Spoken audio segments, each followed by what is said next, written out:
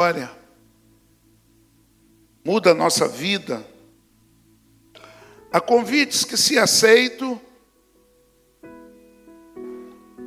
muda tudo que há em nós de verdade absoluta. Aliás, verdade absoluta só existe uma, né? Só Jesus Cristo. Só que Ele é o Filho de Deus, Ele é o próprio Deus. Todas as outras verdades, elas mudam. Se não na minha concepção, mas na concepção de alguém ela muda. E eu quero hoje estar falando sobre mudança. O dia da troca, o dia da mudança, da virada de chave, da transformação. Às vezes a gente caminha numa direção só, a vida toda achando que está fazendo certo, mas nos encontramos com a verdade, e a verdade nos mostra que na realidade nós não estávamos certos, nós estávamos errados. E nessa hora que chega a virada de chave, é nessa hora que muda a nossa história. Tantas verdades que eu tinha ancoradas na minha vida e que foram mudando. E isso é bom, isso nos faz crescer. Mudar, irmãos, nos faz crescer. O único imutável é o nosso Senhor. Ele não muda. Ele jamais mudará, porque Ele é a verdade absoluta que existe antes do mundo ser criado. Ele não existe, irmãos, sobre uma criação. Ele é antes de qualquer criação. Ele é a própria eternidade. Aliás, Ele é além da eternidade. Ele vai além da eternidade. A eternidade está sob o seu domínio. E nada pode dominá-lo. Eu quero, nesta noite, estar trabalhando um pouquinho com você a história de um homem. De um homem que tinha todo o conceito histórico, religioso no seu coração. De um homem que conhecia toda a história da religião até os seus dias. De um homem que fora chamado por Deus muito jovem para militar na era profética. Eu estou falando de Isaías, o profeta Isaías, um jovem que viveu vários reinos, um jovem que atravessou vários reinos, profetizando, um jovem que nasce em Jerusalém, nasce o seu ministério em Jerusalém, em Judá propriamente dito, mas que profetiza aos reis de Israel, que profetiza aos reis de Judá, um jovem que tinha algo muito especial, mas que não via, mas que ele mesmo não entendia. Mas um dia teve uma virada de chave, o dia da troca da sua vida, o dia que ele muda a sua visão, o dia que ele muda conceitos, o dia que ele muda tudo que está ancorado, escorado na sua visão, na sua história. Eu falo de Isaías capítulo 6. Eu falo do chamado desse jovem que envelheceu. Envelheceu na missão profética. Envelheceu, gastou toda a sua vida profetizando a vários reis. Eu falo de um jovem que teve uma experiência angular com o Senhor. Teve uma experiência marcante, chocante, profunda, tremenda na sua história. Sabe, gente, sem ter experiência com Deus, nenhum de nós vai mudar. Nenhum de nós vai trocar de história. Nenhum de nós vai trocar de roupa. Nenhum de nós vai despir-se da roupa da religião e vestir-se da roupa do cristianismo, da roupa do relacionamento com Ele, com o nosso Senhor. Um convite mais do que especial, um convite à mudança, um convite à troca. Isaías capítulo 6, de 1 a 8, o texto histórico bíblico diz assim: no ano em que o rei Uzias morreu, eu vi o Senhor assentado num alto e sublime trono, ou exaltado trono, e a aba da sua veste enchia o templo. Acima estavam serafins, cada um deles tinha 6 asas. Com 2 cobria o rosto, com 2 cobria os pés, e com 2 voavam, e proclamavam uns aos outros: Santo, Santo, Santo é o Senhor dos exércitos. A terra inteira está cheia da sua glória. Ao som das suas vozes, os batentes das portas tremeram, e o templo ficou cheio de fumaça. Então gritei: ai de mim, estou perdido, pois sou um homem de lábios impuros, e vivo no meio de um povo de lábios impuros. Os meus olhos viram o Rei, o Senhor dos exércitos. Logo um dos serafins voou até mim, trazendo uma brasa viva que havia tirado do altar, e com uma tenaz, com ela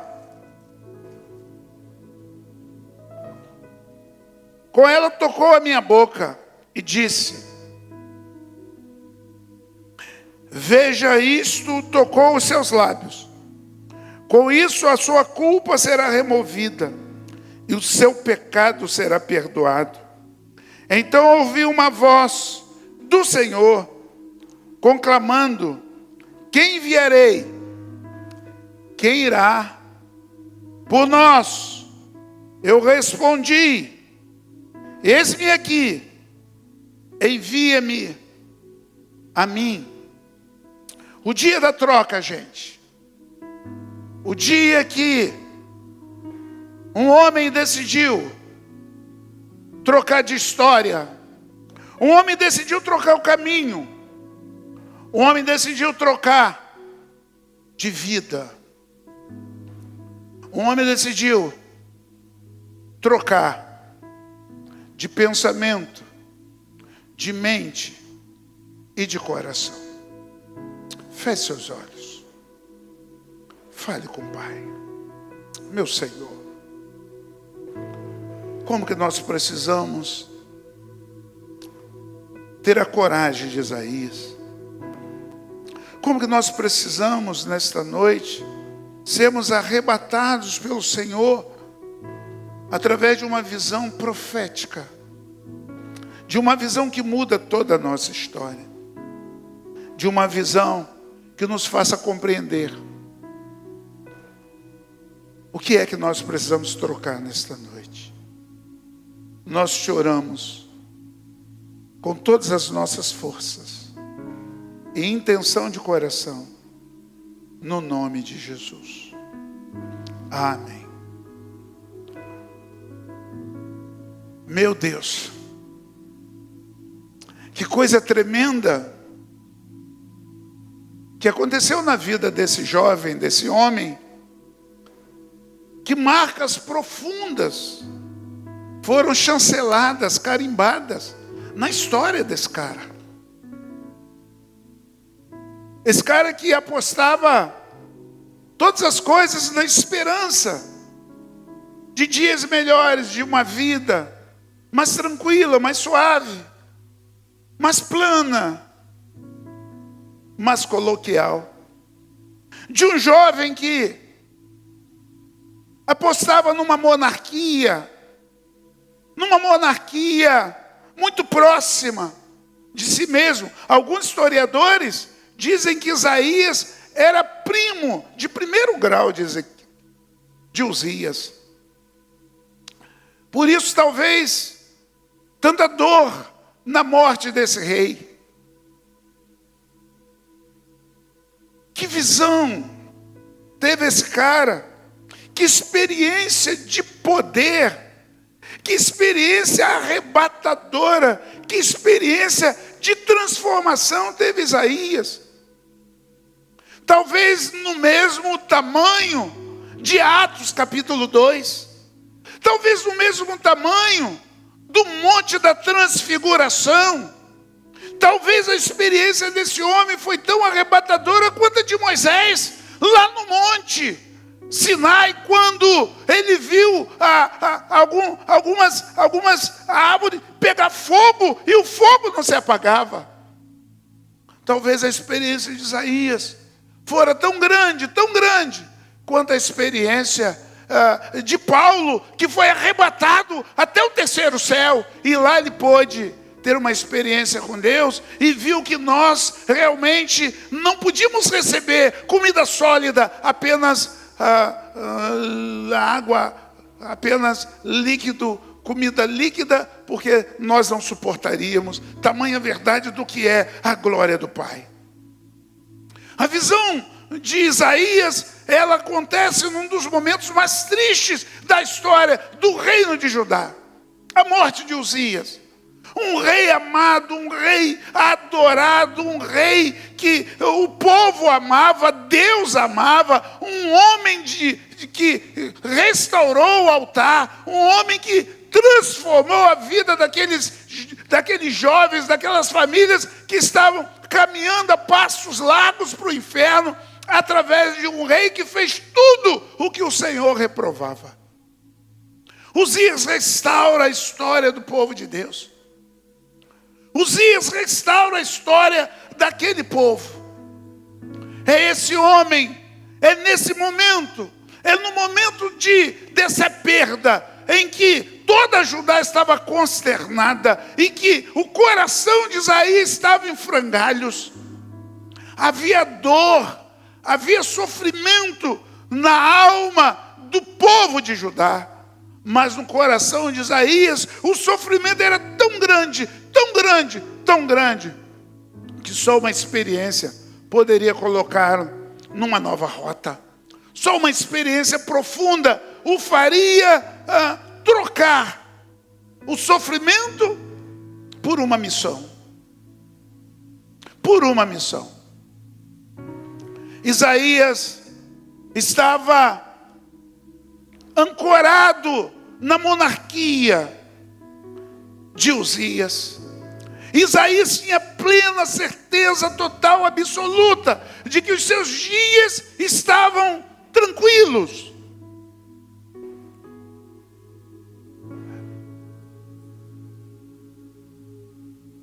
De que os seus dias, esse negócio de que seus dias estavam em ordem, e de que estava tudo certo. Que talvez, após a passagem de bastão de Uzias para o seu filho Jotão, ali talvez Isaías pudesse também, ainda muito jovem, passar a ser um experiente conselheiro de Jotão, como ele estava ancorado e era conselheiro de Uzias. A vida na monarquia estava boa, gente. Estava tudo tranquilo, em ordem, até que o rei morre. E Jotão, com apenas 25 anos, muito novo para assumir o reinado, muito jovem ainda, sem experiência, mas era uma monarquia, e na monarquia, sim, o filho assume o reinado do pai. Isaías agora, imagino eu, pensando sobre o que fazer. Como viver agora sem Uzias? Como viver agora sem o amparo de Uzias? É nesse momento, é nessa história, que o nosso bom Isaías tem uma experiência profunda com Deus. Uma experiência maravilhosa com Deus, que nós acabamos de ler. Nós acabamos de ler exatamente agora. O que fazer, gente? O que fazer agora? Quais eram as esperanças, expectativas?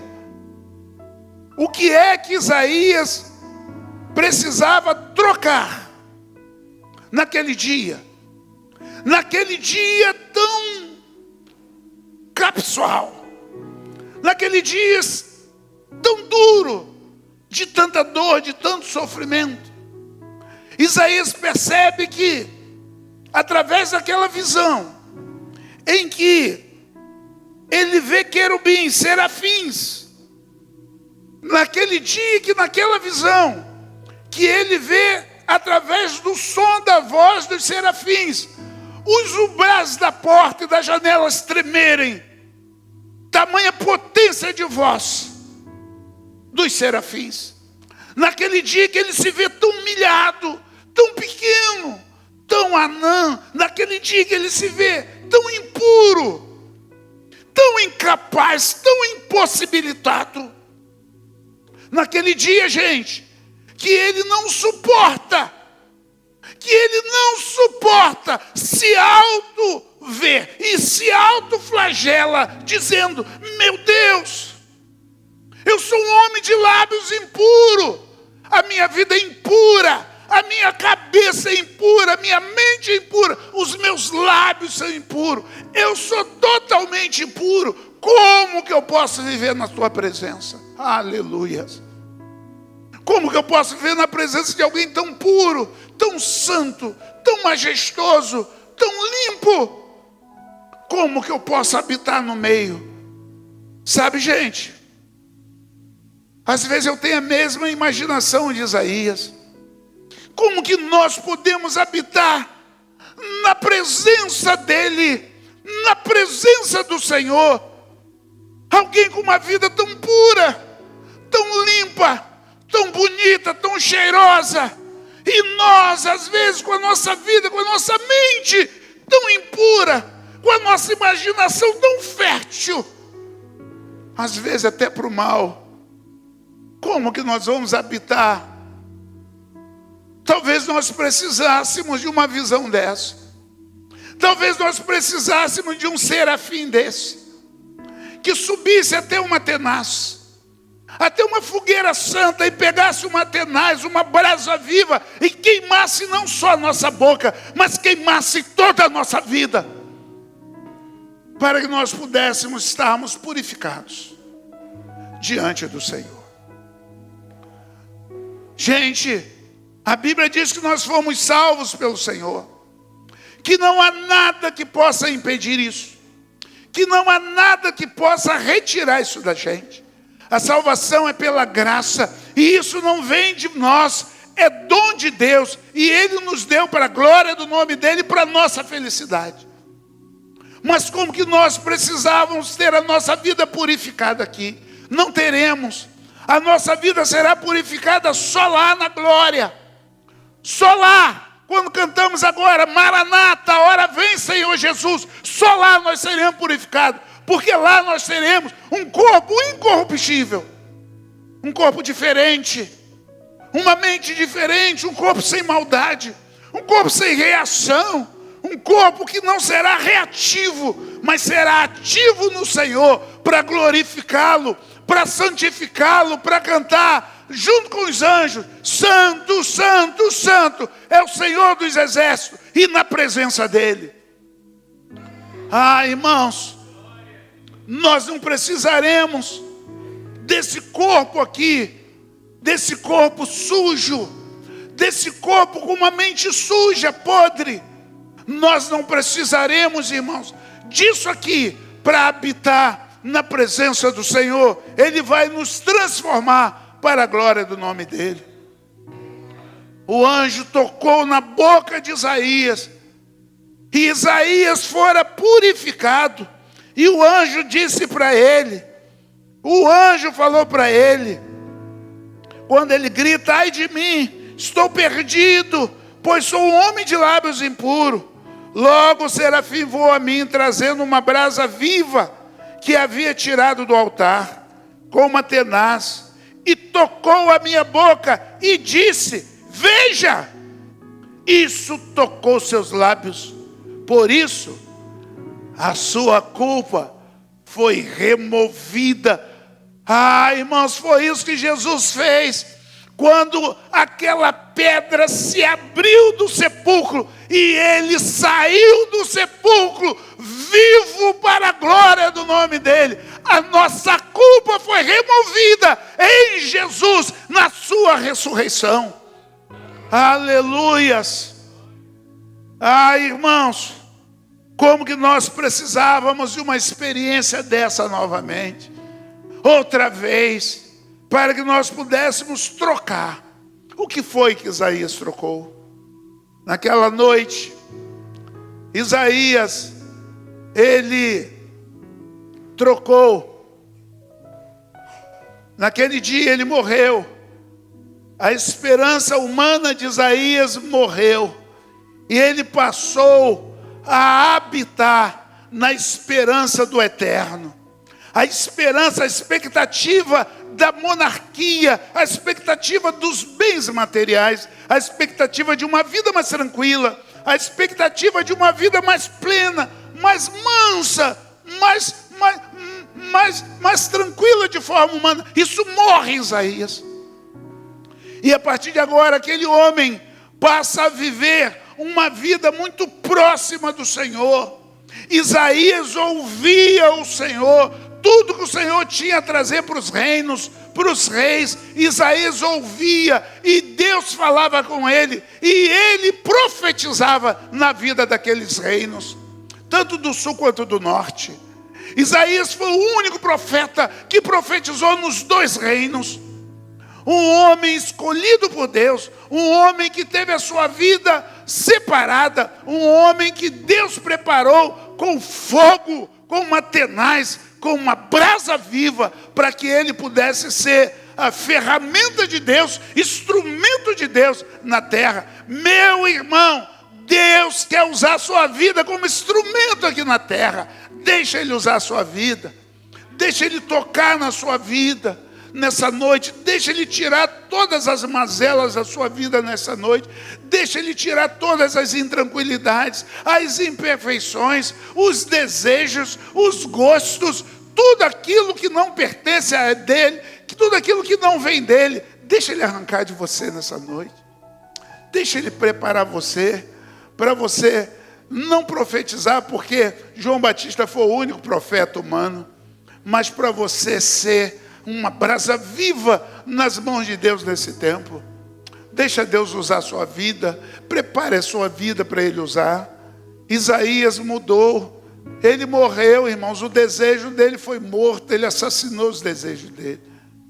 Os desejos humanos dele ele assassinou, e criou todas as expectativas dele no Senhor. Deixa Deus fazer isso.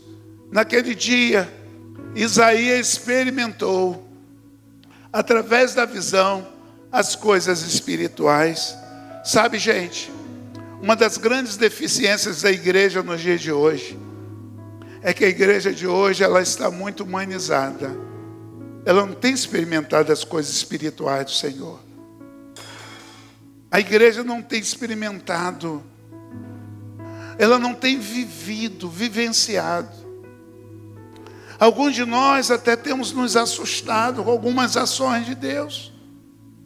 Alguns de nós temos até arranjado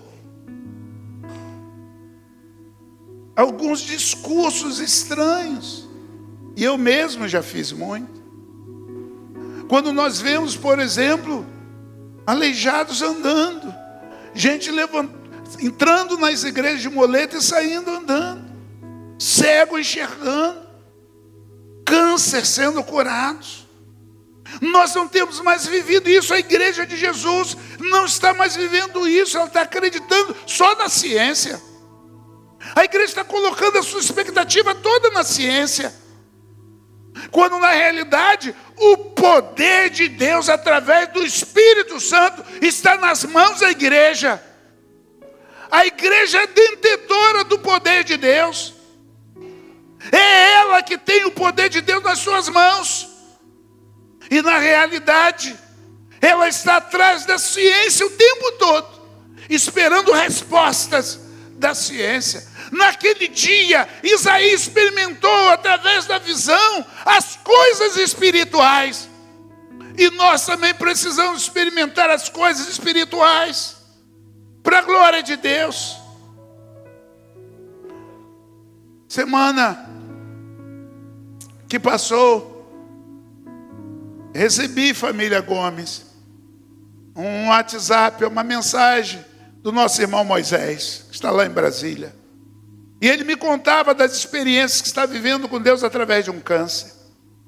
E ele falou: pastor, esse câncer é agressivo. E eu já sei disso, eu tenho orado por ele. Eu tenho me ajoelhado por ele.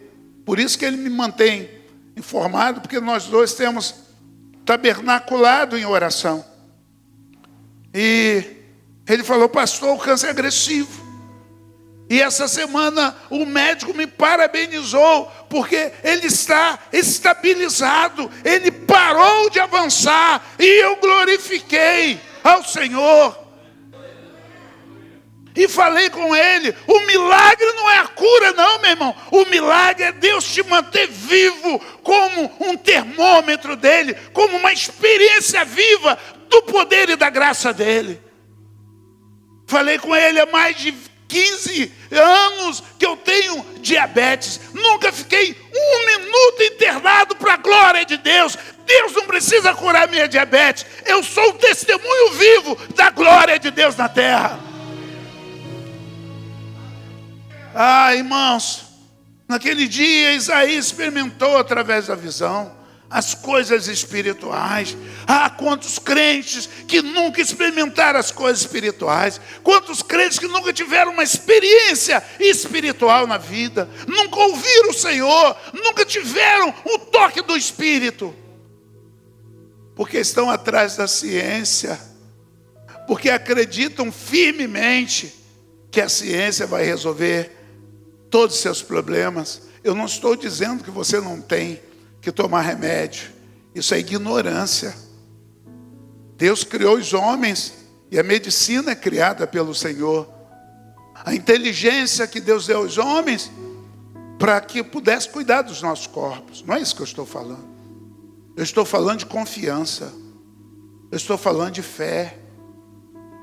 Eu não estou falando de experimento. Deixar de tomar o remédio para entrar numa batalha de oração. Não é isso que eu estou falando. Eu estou falando de poder de Deus. Eu estou falando de um poder muito maior do que uma cura. Eu estou falando de um poder que vai nos transitar desse mundo terrível para a glória do Pai. É disso que eu estou falando. Do poder de salvação. Do poder de transformação. Naquele dia Isaías experimentou através da visão das coisas espirituais. Quantos crentes já não acreditam mais que Deus pode fazer? Isaías acreditou, gente.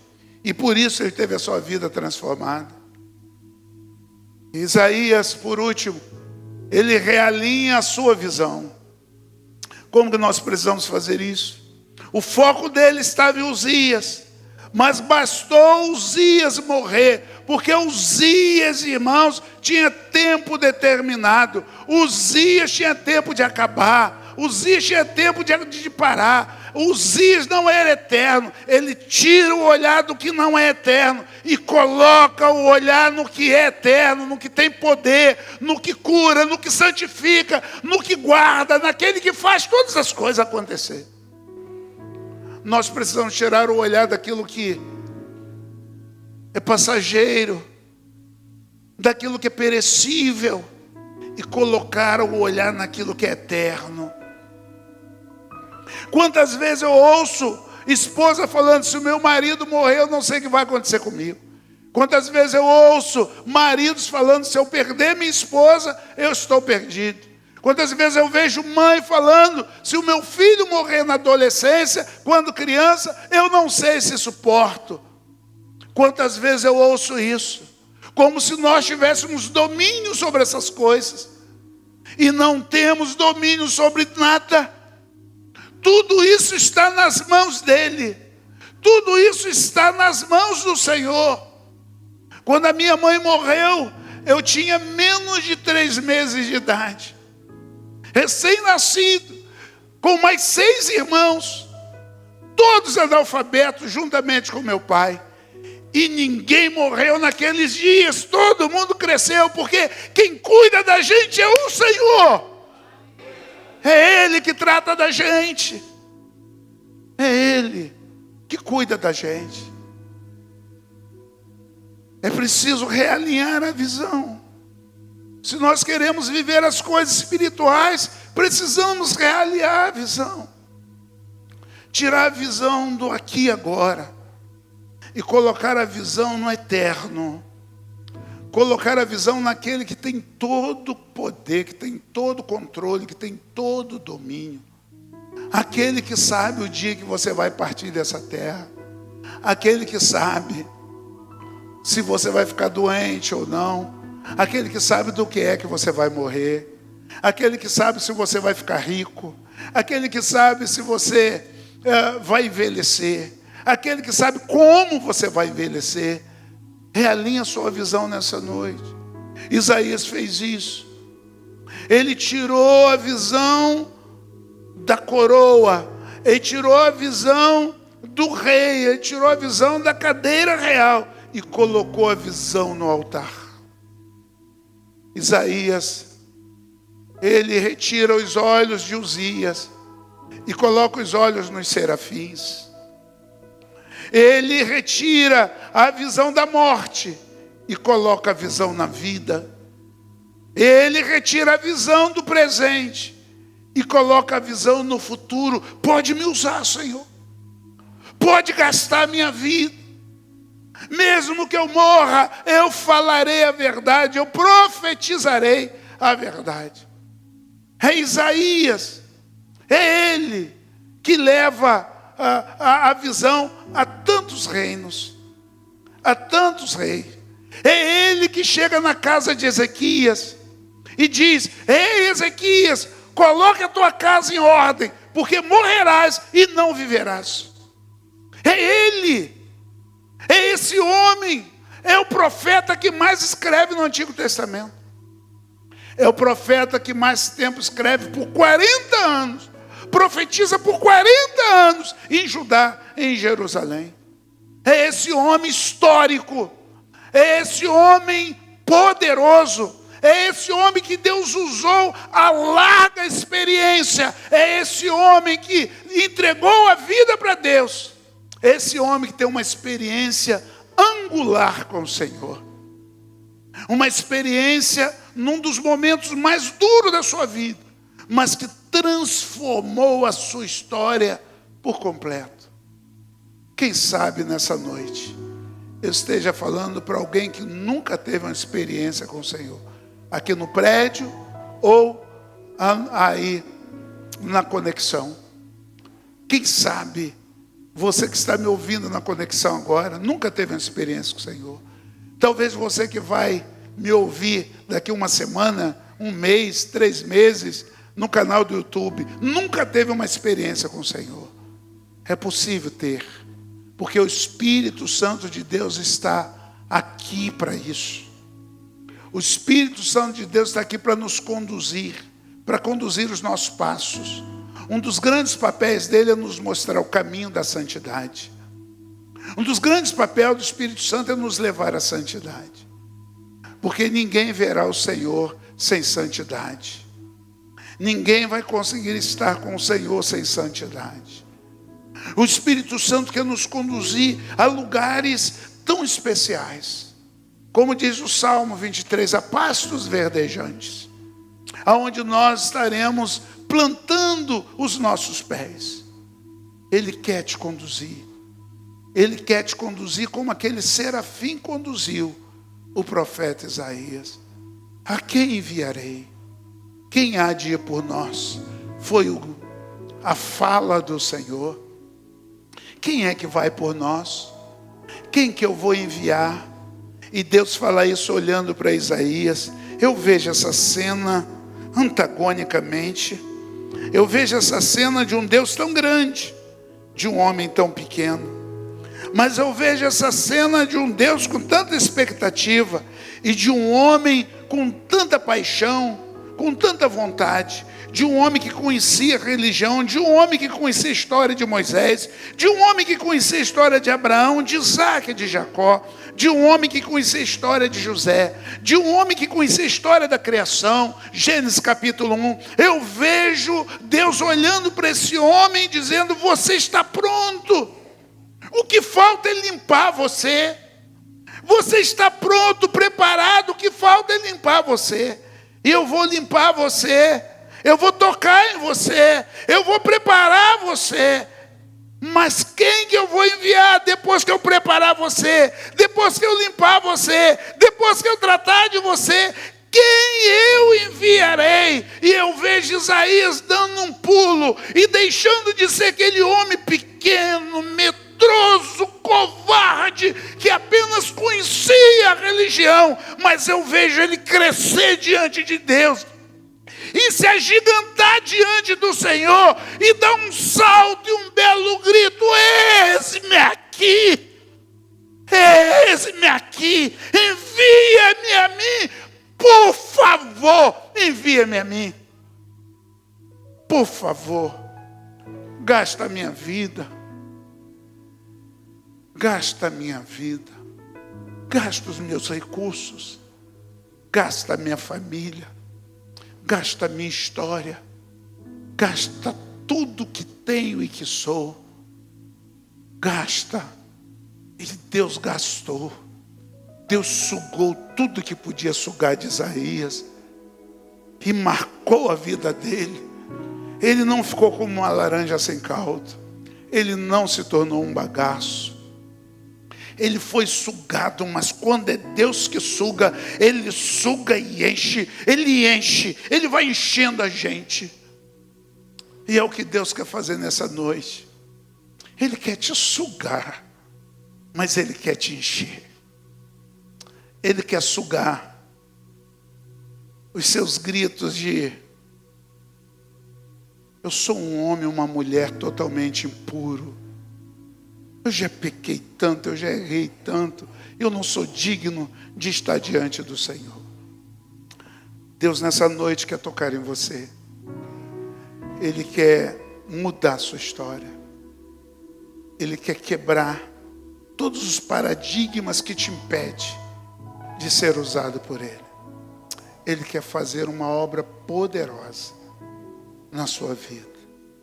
Ele clama hoje e Ele te pergunta nessa noite. Eu sei que você está pronto, porque o Espírito Santo habita em você. Mas Deus te pergunta nessa noite: quem enviarei? Quem há de ir por nós? Por mim, pelo Filho e pelo Espírito. Quem há de ir por nós? Deus espera uma resposta sua. Deus espera ouvir de você: eis-me aqui, Senhor. Envia-me a mim. Eu quero orar. Eu quero orar. Eu não sei porquê, mas Deus mudou o roteiro da minha mensagem. Não era esse sermão que eu ia pregar. Se você quiser conferir depois, você vai ver que eu perdi o sermão. Eu fiquei só com o tema e com a introdução. Perdi ele todo. E eu acho que eu perdi porque era isso que Deus queria falar com você. Ele não queria falar o que eu preparei. Ele queria falar exatamente isso. Ele queria te falar que Ele quer te usar. Que Ele quer te sugar. Mas que Ele também quer te encher. Ele quer te encher de experiências novas. Ele quer te encher de alegria, de prazer. Ele quer te encher de realizações. Deus quer te encher e através de você Ele quer chegar à sua família. Ele quer chegar aos seus filhos. Ele quer chegar aos seus netos, Ele quer chegar aos seus genros, suas noras. Ele quer chegar nos seus. Mas para isso Ele quer encher você. Ele quer te usar. Ele quer sugar tudo que você tem de história de vida para ganhar a sua casa, para ganhar os seus amigos. De pé, queridos, eu quero orar nesta hora. Eu quero orar pela sua vida.